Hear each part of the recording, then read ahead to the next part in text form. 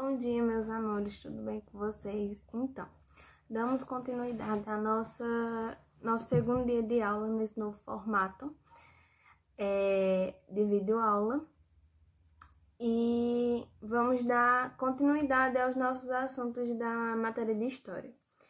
Então, peço a vocês que abram o livro na página 418 e 419 e começaremos hoje a falar um pouco sobre a Primeira República de 1889 a 1930 e sobre a Constituição de 1891. Então, é importante que vocês façam a leitura dos assuntos anteriores, a proclamação da República, as ideias republicanas, o ato da proclamação e as divisões da história. Então, vamos começar a falar um pouco sobre a Primeira República. Essa Primeira República ela foi iniciada com a proclamação da República e foi marcada pelo predomínio das oligarquias na política nacional. Esse período ele se encerrou em 1930. O primeiro presidente desse novo formato do governo no Brasil foi Marechal Deodoro da Fonseca, eleito de forma indireta. Como já estudamos, o Brasil ele era constituído por uma eleição indireta, não era votado naquela época. Era nomeada pessoas para que comandasse o governo do nosso país.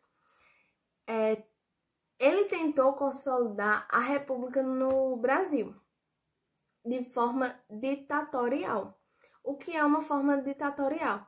É uma forma de governar, só que com autoridade, que não seguia as regras, que o que deveria ser feito era apenas o que ele mandava.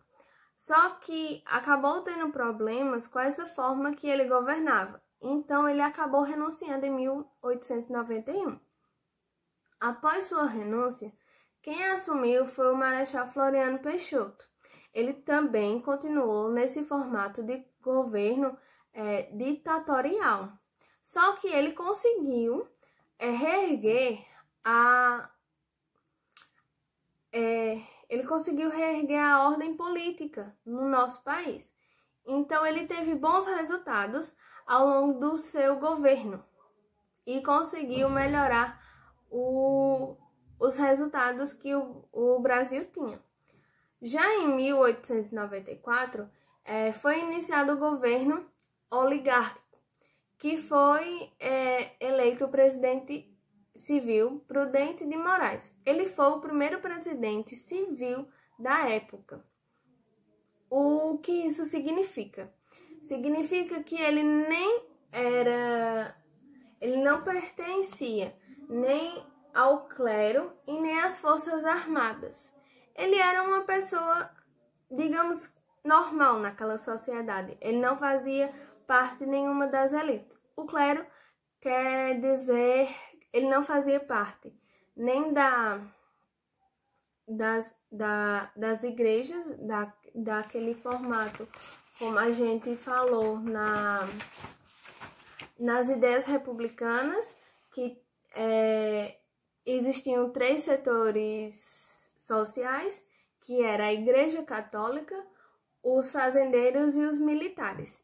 Eles eram os 3 grandes poderes naquela época. Eram as pessoas que tinham uma voz ativa naquele momento, e que foi por causa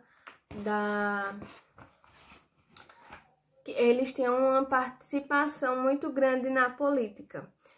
Por isso que é bom vocês revisarem um pouco os conteúdos anteriores para entender o que é que está falando na Primeira República, tá bom? Então, vamos falar agora da Constituição de 1891.